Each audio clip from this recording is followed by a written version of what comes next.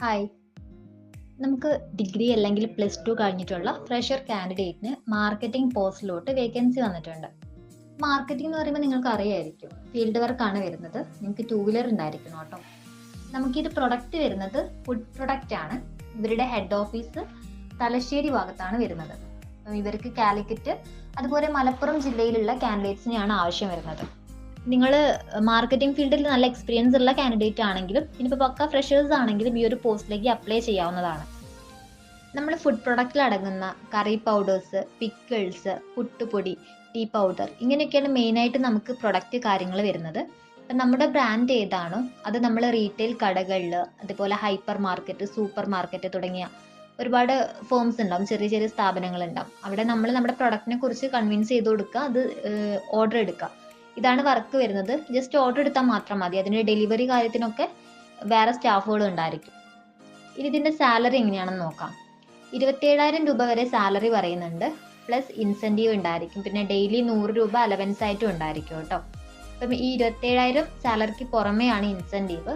നിങ്ങൾക്ക് ടാർഗറ്റ് കാര്യങ്ങൾ അച്ചീവ് ചെയ്ത് കഴിഞ്ഞാലാണ് ഇൻസെൻറ്റീവ് ഉണ്ടായിരിക്കുക. ഇപ്പോൾ ടാർഗറ്റ് അച്ചീവ് ചെയ്തിട്ടില്ല എന്നുണ്ടെങ്കിലും ബേസിക് സാലറി എന്തായാലും ഉണ്ടായിരിക്കും കേട്ടോ. അപ്പം നമ്മൾ ബിസിനസ് ഡെവലപ്മെന്റ് ആണ് മെയിൻ ആയിട്ട് ഉദ്ദേശിക്കുന്നത്. അത്യാവശ്യം നല്ല രീതിയിൽ തന്നെ വർക്ക് ചെയ്യുന്ന ഒരു കാൻഡിഡേറ്റിനാണ്. അത് കമ്പനിക്ക് പ്രോഫിറ്റ് ഉണ്ടാവണമല്ലോ എന്തായാലും. അപ്പം അതിന് വേണ്ടിയിട്ട് പരിശ്രമിക്കുന്ന ഒരു കാൻഡിഡേറ്റ് ആയാൽ മതി. വേക്കൻസി കോഴിക്കോട് മലപ്പുറത്താണ് അവൈലബിൾ ആയിട്ടുള്ളത്. അപ്പം നമുക്ക് ഈ കോഴിക്കോട് മലപ്പുറം താമസിക്കുന്ന കാൻഡിഡേറ്റ് മാത്രമേ ഈ ഒരു വേക്കൻസിയിലേക്ക് അപ്ലൈ ചെയ്യാൻ പറ്റൂ. ഡെയിലി പോയി വരുന്ന രീതിയിലാണ് വർക്ക് വരിക. അതുകൊണ്ട് തന്നെ നമുക്ക് കോഴിക്കോടുള്ള കാൻഡിഡേറ്റ് ആണെങ്കിൽ കോഴിക്കോട് ഓരോ ഏരിയാസ് കവർ ചെയ്യാൻ പറ്റും. മലപ്പുറത്തുള്ളവരാണെങ്കിൽ അങ്ങനെ മലപ്പുറം ജില്ലയിൽ തന്നെ കുറച്ച് ഏരിയാസ് കവർ ചെയ്യണം ഡെയിലി. അതുകൊണ്ടാണ് അതാത് ജില്ലയിലുള്ളവർ അപ്ലൈ ചെയ്താൽ മതി എന്ന് പറയുന്നത്. ടാർഗറ്റ് അച്ചീവ് ചെയ്തിട്ടില്ലെങ്കിലും 27,000 രൂപ നിങ്ങൾക്ക് എന്തായാലും സാലറി ഉണ്ടാവും. ഇപ്പം നന്നായിട്ട് വർക്ക് ചെയ്തിട്ട് ടാർഗറ്റ് ഒക്കെ അച്ചീവ് ചെയ്യുകയാണെങ്കിൽ തന്നെ ഇൻസെൻറ്റീവ് കാര്യങ്ങളടക്കം ഒരു 30,000-40,000 രൂപ നിങ്ങൾക്ക് എന്തായാലും മന്ത്ലി ഏൺ ചെയ്യാൻ പറ്റും, നന്നായിട്ട് പരിശ്രമിച്ചാൽ. ഇപ്പം മാർക്കറ്റിംഗ് പോസ്റ്റ് എന്ന് പറയുന്നത് തന്നെ നമുക്ക് നല്ല രീതിയിൽ വർക്ക് ചെയ്ത് കഴിഞ്ഞാൽ അത്യാവശ്യം നമുക്ക് പേയ്മെന്റ് ഉണ്ടാക്കാൻ പറ്റിയൊരു മേഖലയാണ്. നമ്മൾ നോർമൽ ഒരു ഓഫീസ് സ്റ്റാഫ് ഒക്കെ ആവുന്ന സമയത്ത് നമുക്ക് ഫിക്സ് ചെയ്തൊരു സാലറി ഉണ്ടാവുള്ളൂ. അപ്പം അത് ഓരോ വർഷം കഴിയുമ്പോഴൊക്കെയാണ് ഇൻക്രിമെന്റ് ഉണ്ടാവുക. പക്ഷെ മാർക്കറ്റിംഗിൽ ഫിക്സഡ് സാലറിയോടൊപ്പം നിങ്ങൾക്ക് ഇൻസെൻറ്റീവ് ഉണ്ട്. അപ്പം നന്നായിട്ട് വർക്ക് ചെയ്താൽ ഇങ്ങനെ പോയാലും നിങ്ങൾക്ക് നന്നായിട്ട് നല്ലൊരു എമൗണ്ട് തന്നെ ഏൺ ചെയ്തെടുക്കാൻ പറ്റും. ഈ ഒരു പോസ്റ്റിലേക്ക് അപ്ലൈ ചെയ്യുന്നതിനായിട്ട് സ്വന്തമായിട്ട് 2 വീലർ ഉണ്ടായിരിക്കണം. പിന്നെ നിങ്ങൾക്ക് ഒരു സ്മാർട്ട് ഫോൺ ഉണ്ടായിരിക്കണം. പിന്നെ നന്നായിട്ട് കമ്മ്യൂണിക്കേറ്റ് ചെയ്യാനും കൂടെ പറ്റണം കേട്ടോ. ഈ 3 കാര്യങ്ങളാണ് മെയിൻ ആയിട്ട് നോക്കുന്നത്. പിന്നെ ഏജ് ലിമിറ്റ് എന്തായാലും ഒരു 19 വയസ്സിന് ശേഷമുള്ള മെയിൽ കാൻഡിഡേറ്റ് ആയാൽ മതി. മാക്സിമം ഒരു 35 വയസ്സ് വരെ പോവാട്ടോ. പിന്നെ നമ്മളൊരു കൺസൾട്ടൻസി ആണ്. നമ്മൾ കാലിക്കറ്റ് പാളയത്ത് വരുന്ന കൺസൾട്ടൻസി ആണ്.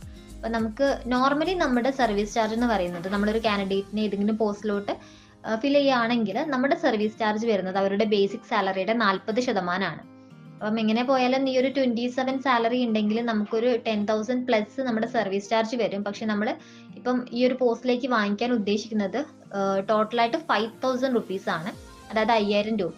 അപ്പം നിങ്ങൾ ഇന്റർവ്യൂ അറ്റൻഡ് ചെയ്യാൻ ഇൻട്രസ്റ്റഡ് ആണെങ്കിൽ ഈ 5,000 എമൗണ്ട് അടച്ചിട്ട് ഇന്റർവ്യൂ അറ്റൻഡ് ചെയ്യുക. ഇൻ കേസ് നിങ്ങൾ ഇന്റർവ്യൂ അറ്റൻഡ് ചെയ്തിട്ട് നിങ്ങൾ അതിൽ റിജക്റ്റ് ആവാണ്, നിങ്ങൾക്ക് ആ വേക്കൻസി ഓക്കെ ആയിട്ടില്ല, കമ്പനി നിങ്ങളെ റിജക്ട് ചെയ്തെങ്കിൽ നിങ്ങൾ അടച്ച പേയ്മെന്റ് 5,000 ആയിരിക്കും. അതിൽ നിന്ന് നമ്മൾ 100 രൂപ സർവീസ് ചാർജ് എടുത്തിട്ട് ബാലൻസ് നിങ്ങൾക്ക് റീഫണ്ട് ചെയ്യും കേട്ടോ. പേയ്മെന്റ് നിങ്ങൾക്ക് ഗൂഗിൾ പേ വഴിയായിട്ടോ അല്ലെങ്കിൽ ഡയറക്റ്റ് നമ്മുടെ ഓഫീസിൽ വന്നിട്ടോ അടയ്ക്കാവുന്നതാണ്. നമ്മുടെ ഓഫീസ് കോഴിക്കോട് റെയിൽവേ സ്റ്റേഷൻ്റെ അടുത്തായിട്ടാണ് വരുന്നത്. പിന്നെ ഇവരുടെ ഇന്റർവ്യൂ നമുക്ക് ജൂലൈ ഫസ്റ്റ് വീക്കിൽ തന്നെ ഉണ്ടായിരിക്കും. കോഴിക്കോട് വെച്ചിട്ടാണ് ഇന്റർവ്യൂ ഉണ്ടായിരിക്കുക. ഇന്റർവ്യൂവിൽ അറ്റൻഡ് ചെയ്ത് കഴിഞ്ഞിട്ട് നിങ്ങൾ സെലക്ട് ആയോ റിജക്റ്റ് ആണോ എന്നുള്ളത് നമുക്ക് അറിയാൻ എന്തായാലും ഒരു 1 വീക്ക് മിനിമം വേണ്ടി വരും. കാരണം ഇവർ കാൻഡിഡേറ്റിനൊക്കെ സോർട്ട് ചെയ്തിട്ട് ഷോർട്ട് ലിസ്റ്റ് ചെയ്തിട്ട് വരണം. അപ്പം അതുകൊണ്ട് തന്നെ ഇന്റർവ്യൂ അറ്റൻഡ് ചെയ്ത് പിറ്റേ ദിവസം തന്നെ നമുക്ക് അപ്ഡേഷൻ പറയാൻ പറ്റില്ല. അപ്ഡേഷന് വേണ്ടിയിട്ട് എന്തായാലും ഒരു 1 വീക്ക് വെയിറ്റ് ചെയ്യണം. 1 വീക്ക് കഴിഞ്ഞിട്ട് അപ്ഡേഷൻ വന്ന് നിങ്ങൾ റിജക്റ്റ് ആവുകയാണെങ്കിൽ ഞാൻ പറഞ്ഞ പേയ്മെന്റ് ഇപ്പം 5,000 അടച്ചു കഴിഞ്ഞാൽ 100 രൂപ നമ്മുടെ സർവീസ് ചാർജ് എടുത്തിട്ട് 4,900 നിങ്ങൾക്ക് റീഫണ്ട് ചെയ്യും കേട്ടോ. ഇങ്ങനെയാണ് നമ്മുടെ ഈ ഒരു വേക്കൻസിയുടെ ടേംസ് വരുന്നത്. ഇൻട്രസ്റ്റഡ് ആണെങ്കിൽ പെട്ടെന്ന് തന്നെ നിങ്ങളുടെ അപ്ഡേറ്റഡ് റെസ്യൂമെ വാട്സപ്പിലേക്ക് അയക്കുക. അതേപോലെ നിങ്ങളുടെ റിലേറ്റീവ്സോ ഫ്രണ്ട്സോ ആരെങ്കിലും അർജന്റായിട്ട് ജോബ് നോക്കുന്നുണ്ടെങ്കിൽ വീഡിയോ അവർക്കും കൂടെ ഷെയർ ചെയ്യുക കേട്ടോ. Thank you.